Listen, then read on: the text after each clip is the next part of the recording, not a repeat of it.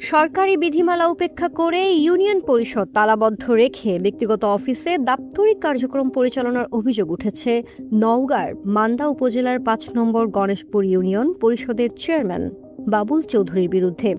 ভর দুপুরে যখন সরকারি সেবামূলক প্রতিষ্ঠান খোলা থাকার কথা, তখন তালাবদ্ধ ইউনিয়ন পরিষদ ভবন। সেবা নিতে এসে সাধারণ মানুষের মনে একটাই প্রশ্ন, সরকারি সেবা মিলবে কোথায়? এমন চিত্রই দেখা গেছে মান্দা উপজেলার ৫ নম্বর গণেশপুর ইউনিয়ন পরিষদে। সেখানে অফিস চলাকালীন সময়ে পুরো পরিষদ ভবন ছিল জনশূন্য।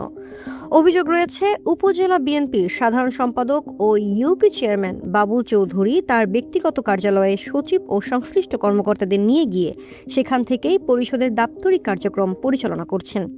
এতে সরকারি ভবন কার্যত অচল হয়ে পড়েছে বলেও অভিযোগ উঠেছে। এ বিষয়ে ইউপি সচিব রফিকুল ইসলাম বলেন, আমরা চেয়ারম্যানের এখানে গুরুত্বপূর্ণ কাজে আছি, কাজ শেষ করে ইউনিয়নে যাব। আচ্ছা, তো আজকে পরিষদে কি আপনাদের কোনো কাজ নেই নাকি? কাজ আছে, আমি এখানে কাজ শেষ করছি তো, এখানে কাজটা শেষ হলে আমরা যাবো আর কি। আচ্ছা, চেয়ারম্যান সাহেব তাহলে ওখানে আছে? জি জি। তাহলে আসবে কখন? আপনারা আসবেন কখন? এখানে কাজ শেষ হলে তা এখন কাজ শেষ হলে কেবল। আচ্ছা, এখন যদি কোনো লোক আসে তাহলে আপনাদের কাছে সেবা নেবে কিভাবে ভাই? কিন্তু আমাদের আজকে জরুরি যেটা কাজ, আমরা জরুরি কাজ করছি, ঠিক আছে? বুঝতে পারছি, অফিসটা আমাদের দরকার আছে, এই কাগজগুলো আজকে জমা দিতে হবে আমাদের আজকে। আজকে জমা না দিলে এই কাগজগুলো আপসে যাবে আর কি, আবেদন করে আর কি, পঞ্চায়েত বিক্রয় কি। বুঝতে পারছি, কিন্তু কাউকে তো রেখে যাওয়া উচিত ছিল, আপনাদের একদম ইউনিয়ন পরিষদ তো। আমরা দুজনে কাজ করছি, ওই সরকারি কাজ করছি, আমি কাজ করছি আর কি। আচ্ছা, কতক্ষণ লাগবে ভাই? এখানে হয়তো আধা ঘন্টা লাগতে পারে। পরবর্তীতে এই বিষয়ে জানতে ইউনিয়ন চেয়ারম্যানের সাথে একাধিকবার ফোন করা হলেও তিনি ফোন রিসিভ করেননি। এ বিষয়ে উপজেলা নির্বাহী কর্মকর্তা আক্তার জাহান সাথীর সঙ্গে যোগাযোগ করা হলে তিনি জানান, বিষয়টি নিয়ে চেয়ারম্যানকে সতর্ক করা হয়েছে। তবে অভিযোগের বিষয়ে তাৎক্ষণিকভাবে অন্য কোনো পদক্ষেপের কথা জানাননি তিনি।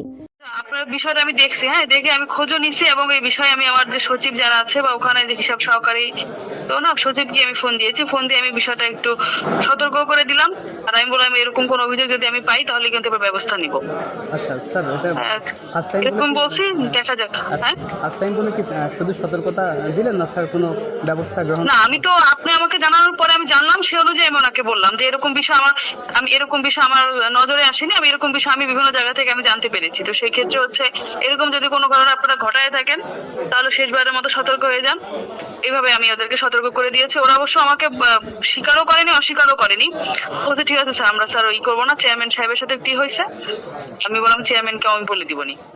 যদিও স্থানীয়দের অনেকে ক্যামেরার সামনে কথা বলতে রাজি হননি, তবে অভিযোগ ঘিরে জনমতে দেখা দিয়েছে নানা প্রশ্ন। সরকারি প্রতিষ্ঠান তালাবদ্ধ রেখে ব্যক্তিগত অফিসে কার্যক্রম পরিচালনার অভিযোগ, এমন ঘটনায় শুধু সতর্ক করাই কি যথেষ্ট, তা নিয়েও আলোচনা তৈরি হয়েছে সচেতন মহলে।